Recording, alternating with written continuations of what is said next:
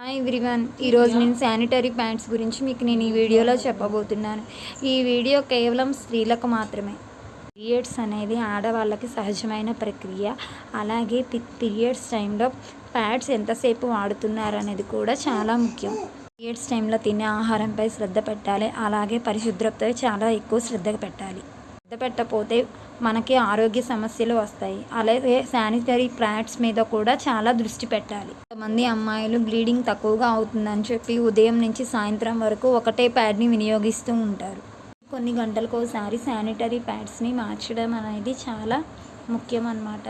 అలాగే ఈ ప్రక్రియ 28 రోజులకు ఒకసారి వస్తుందన్నమాట.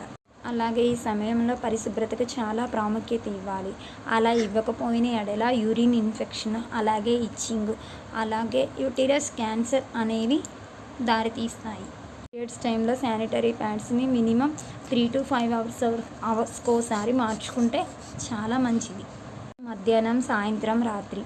అలాగే రక్తస్రావం ఎక్కువ ఉన్న ఎడల 5 నుంచి 6 ప్యాడ్లు యూజ్ చేయడం చాలా మంచిది. ప్యాడ్ని ఎక్కువసేపు ఉంచడం వలన చర్మంపై దురద, అలాగే చికాకు అలాంటివి ఉంటాయి అన్నమాట. అందుకని వీలైనంత వరకు శానిటరీ ప్యాడ్స్ని మార్చుకుంటూ ఉండాలి.